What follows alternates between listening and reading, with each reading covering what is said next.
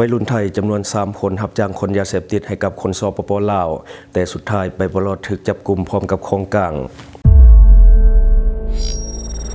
Time to share D+ ผลิตภัณฑ์ปกป้องตับจากเครื่องดื่มแอลกอฮอล์สวัสดีท่านผู้ชมกลับมาพบกับรายการ Time to Share สำหรับหัวข้อข่าวที่เราอยากจะนำเสนอในวันนี้ก็คือเกี่ยวข้องกับเรื่องของวัยรุ่นไทย3 คนรับจ้างคนยาเสพติดให้กับคนลาวแต่ว่าสุดท้ายไปบ่รอดก็คือถูกจับพร้อมกับของกลางนอกจากว่าตอนนี้กำลังเป็นข่าวอยู่ไทยสำหรับในของข่าวได้มาจากแฟนเพจ CS7 HD Newsเกิดเหตุยิงกันสนั่นปั๊มน้ำมันรวบ3 ผู้ต้องหาสิงรถเก๋งรับจ้างคนยาเสพติดให้กับชาวสปป.ลาวพยายามที่จะหลบหนีตำรวจได้ยึดของกลางเป็นยาบ้า 60,000 กว่าเม็ดสารภาพรับจ้างจากชาวสปป.ลาวยังบ่ทันได้ตกลงราคา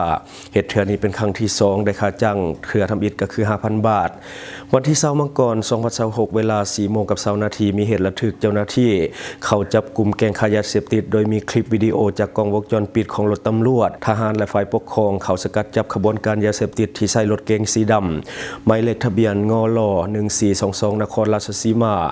เข้าไปจอดเติมน้ำมันอยู่ที่ปั๊มน้ำมันแห่งหนึ่งในพื้นที่กลางเมืองอำเภอโซพิสัยจังหวัดบึงกาฬโดยเจ้าหน้าที่สุดที่1ได้ขับรถยนต์เข้าประสิทธิ์ด้านหลังของรถในขณะที่เจ้าหน้าที่สุดที่2ขับรถเข้าไปจอดสกัดปิดทางออกของหน้าปั๊มน้ำมันพร้อมกับเปิดประตูรถแล่นเข้าจับกุมผู้ต้องสงสัยที่อยู่ภายในรถพร้อมกับบอกให้ลงมาจากรถก่อนที่คนขับรถเก๋งจะหลบหนีไปโดยรถได้กระชากสายเติมน้ำมันจนขาดแล้วถอยรถต่ำเข้ากับหัวปั๊มหัวจ่ายเติมน้ำมันนอกจากนั้นเจ้าหน้าที่ได้ตัดสินใจยิงปืนสกัดเข้าที่ล้อรถหลายนัดแต่คนร้ายก็พยายามที่จะหลบหนีออกจากปั๊มน้ำมันในขณะที่เจ้าหน้าที่สุดที่3ขับรถมาสมทบหน้าปั๊มน้ำมันจังหวะนั้นรถเก๋งขับพุ่งออกจากปั๊มน้ำมันแล้วก็ตามเข้ากับรถยนต์ของเจ้าหน้าที่ตำรวจก่อนรถจะหยุดและไปต่อบ่ได้ต่อมาเจ้าหน้าที่จึงได้เข้าไปจับกุมได้ทั้งหมด3 คนซึ่งประกอบมี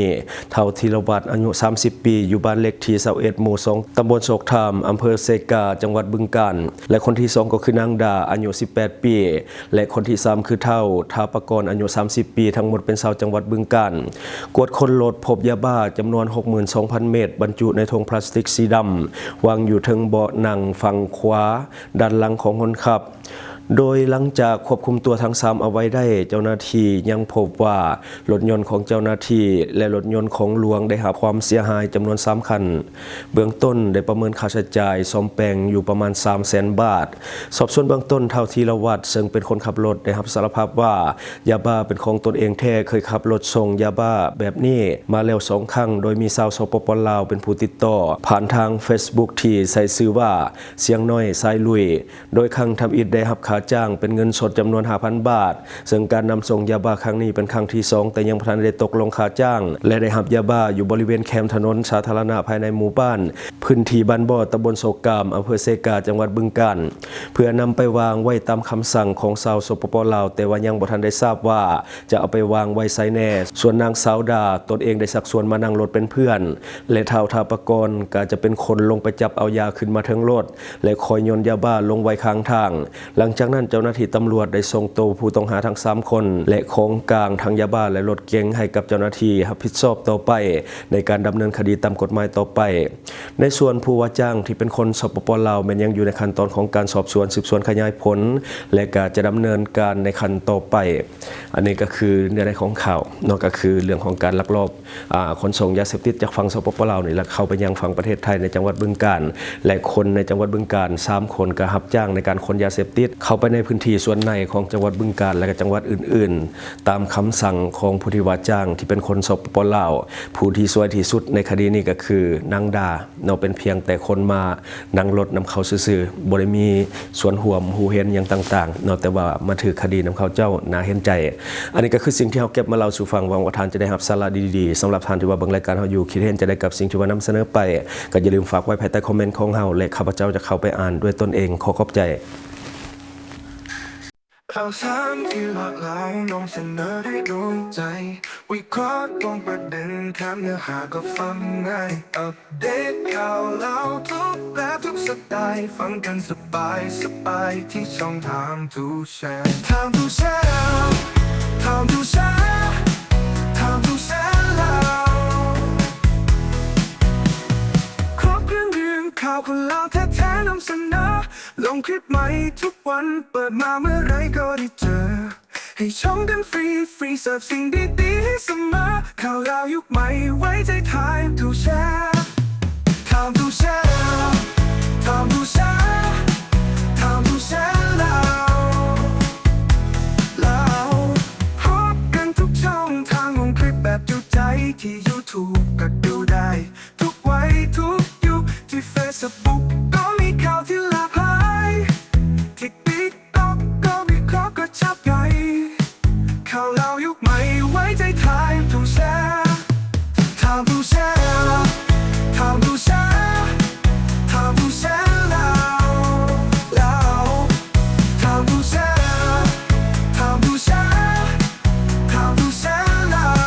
ข่าวราวยุคใหม่ไว้ใจ Time to share Time to share ครบเครื่องดื่มข่าวคนลาวแท้ๆนำเสนอลงคลิปใหม่ทุกวันเปิดมาเมื่อไรก็ได้เจอให้ชมกันฟรีเสิร์ฟสิ่งดีๆให้เสมอข่าวราวยุคใหม่ไว้ใจ Time to share Time to share Time to share Time to share แล้วพบกันทุกช่องทางลงคลิปแบบจุใจที่ YouTube ก็ดูได้ทุกวัยทุกยุคที่ Facebook ก็มีข่าวที่หลากหลายที่ TikTok ก็วิเคราะห์กระชับใหญ่ข่าวราวยุคใหม่ไว้ใจ Time to share Time to share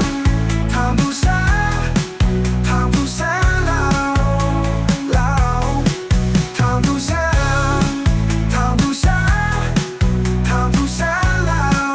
ข่าวราวยุคใหม่ไว้ใจ Time to share Time to share แล้วข่าวสารที่หลากหลายนำเสนอได้โดนใจวิเคราะห์ตรงประเด็นแถมเนื้อหาก็ฟังง่ายอัปเดตข่าวเล่าทุกแบบทุกสไตล์ฟังกันสบายที่ช่อง Time to share Time to share Time to share Time to share แล้ว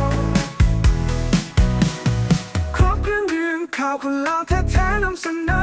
ลงคลิปใหม่ทุกวันเปิดมาเมื่อไรก็ได้เจอให้ชมกันฟรีเสิร์ฟสิ่งดีๆให้เสมอข่าวราวยุคใหม่ไว้ใจ Time to share ท่านใดที่มักดื่มเหล้าดื่มเบียร์หนักๆอย่าลืมปกป้องตับและฟื้นฟูเซลล์ตับแบบเร่งด่วน โดยผลิตภัณฑ์ดีพลัสตัวนี้แก้เมาข้างในโตมีเก็บเงินปลายทาง ช่องทางที่คุณสามารถรับชมข่าวสารจาก Time to Share Studio Fanpage Time to Share Laos YouTube Time to Share TikTok Time to Share Laos Facebook สิงห์ดาราสายลิน